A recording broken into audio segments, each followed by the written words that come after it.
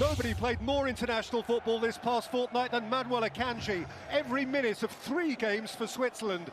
And of course, at Chelsea, he did supplement Rodri in midfield.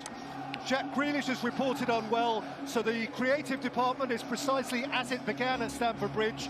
Argentine Julian Alvarez swaps one partnership with Lionel Messi for another with Erling Haaland, who, after a mini scare with Norway, is ready now within a goal of the fastest 50 in Premier League history.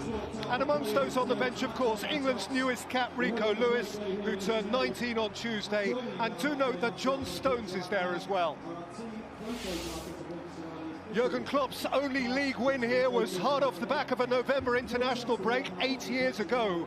He did have a big hug ready and waiting for Alisson after Brazil's fraught fortnight. And albeit still without Andy Robertson, the Liverpool squad is in pretty good shape now. Kostas Tsimikas, the deputy left-back, was a notable contributor against Brentford last time out. That was a match for which Alexis McAllister was suspended. He floats back in now off that Argentine triumph in Rio, and Curtis Jones plays his first league game since he was sent off at Spurs in September. Mo Salah and Darwin Núñez scored between them no fewer than 7 international goals this last week or so. Jota plays, so Luis Diaz doesn't to start with. Endo and Gakpo are the two to drop out of the last 11. Can Liverpool win here? They can, but it's mightily difficult. You know the record that Manchester City are on now, 23 games unbeaten, so no game is more difficult than this right now. Dave, back to you. Cara thinks they can win. I'm not so sure. It's not just 23 unbeaten, they've won all 23 this season. It's an extraordinary record that City have. It's a slight surprise, there's no doubt about that. I think when you go back sort of 4 or 5 years and think, where did this real success under Jurgen Klopp start? A lot of it was on the back of selling Philip Coutinho and that money then being reinvested in Virgil van Dijk and Alisson Becker in goal, and those two have been absolutely outstanding this season.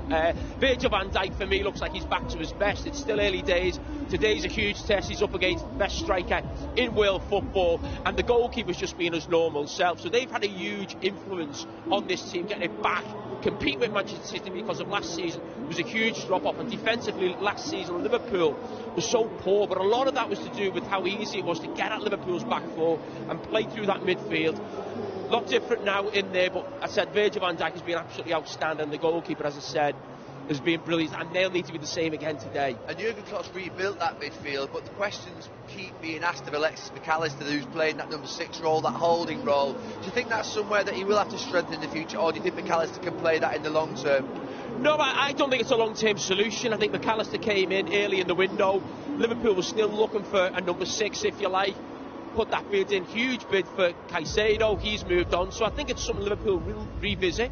But he's a different type of number 6. If you think of what Fabinho was in there, now this Liverpool midfield is more technical, and Jurgen Klopp said to me before the game in the interview about being brave on the ball. So you've got no one really better than a McAllister type in there who's got to take the ball under pressure and get Liverpool playing. In terms of Trent Alexander-Arnold, you've written a piece this week where the last time that Liverpool played here was the last time that he played as a traditional right-back.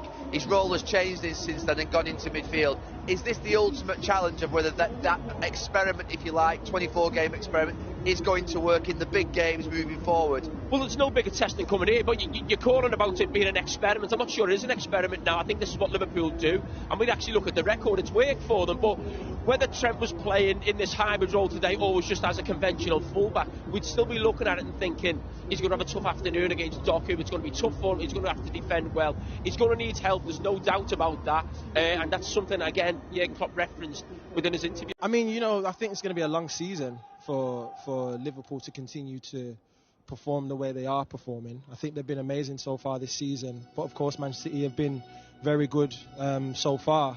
I do think Liverpool can mount a title challenge. It's going to be a tough ask, of course, but the way they're playing at the moment, like, I believe they have a great possibility to do it. It's been an extraordinary trophy haul for Manchester City, who are arriving right now. These are live pictures. They've been incredible here at the Etihad so far this season, and I just wonder how they would have reflected on the chaos, the confusion of the 4-4 draw with Chelsea 2 weeks ago. A chance to forget that, put that to one side, and go again here against Liverpool this afternoon. Have you been surprised with the hunger, the desire they've shown to win and compete again after doing it all last season? No, I'm not being surprised by that, because I think that's what Pep Guardiola creates at every club he's at, but I'm also not surprised that there's been a few wobbles along the way and that they look a little bit vulnerable. I think that makes it more interesting, but they're in a good position. I think if you just said after a treble that they would be sat there at the top of the league after 12 games, going into this period of the season that they know all so well, where the Champions League falls away and you can concentrate on the Premier League.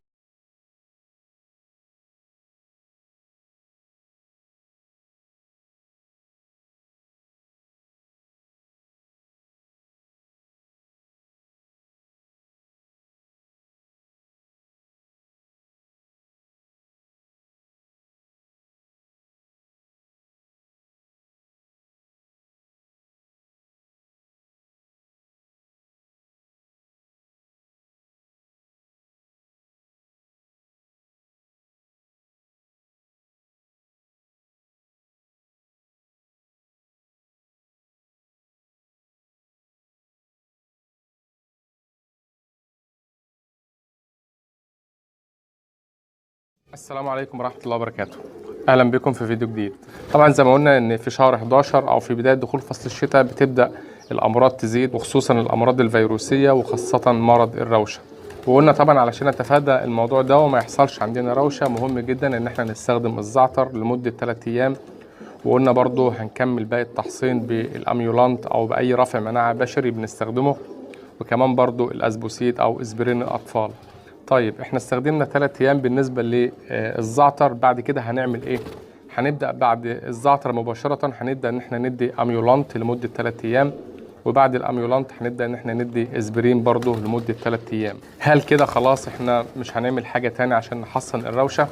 لا، احنا هنفضل في شهر 11 وشهر 12 ندي الزعتر والاميولانت والاسبرين مره واحده بس في الاسبوع. يعني مثلا هنخصص يوم هندي فيه زعتر، واليوم اللي بعد منه هندي ميه عاديه، واليوم الثالث هندي رافع مناعه، واليوم الرابع هندي ميه عاديه، وفي اليوم الخامس هندي اسبوسيد او اسبرين. وده طبعا بعد ما نخلص الكورس اللي هو 3 ايام من الزعتر ومن الاسبوسيد ومن الاميولانت. كل اللي احنا بنعمله ده يعني حاجات عاديه جدا، حاجات يعني انا شايف ان هي مش حاجات غاليه، ولكن ان شاء الله انت هتشوف نتائج الحاجات دي بعد شهر 11 وبعد شهر 12. وان شاء الله يعني لو انت استخدمت كل الطرق دي وكل الحاجات اللي احنا اتكلمنا عنها في الفيديوهات اللي فاتت، انا اوعدك ان شاء الله باذن الله ان انت مش هيحصل عندك امراض ومش هيحصل عندك روشه. لان زي ما قلنا يا جماعه، الروشه لما بتيجي للحمام تقريبا كده ممكن تاخد من عندك 80% من الحمام السليم، يعني مش الحمام المصاب بس، ده كمان الحمام السليم ممكن يتعدى بسرعه كبيره جدا من الامراض الفيروسيه او من مرض الروشه. فانا لما اتعب شويه اليومين دول وبعد كده احس ان انا عملت حاجه فعلا، وحسيت ان الحمام فعلا استفاد في الفتره دي او في شهر 11 وشهر 12، فان شاء الله طبعا يعني مش هنلاقي فيه امراض بتظهر عند الحمام. ده كان فيديو النهارده. لو عجبك الفيديو ما تنساش تشترك في القناه وتفعل زر التنبيهات علشان يوصلك كل جديد فيديوهاتنا اول باول ان شاء الله. شكرا جدا لكم، والسلام عليكم ورحمه الله وبركاته.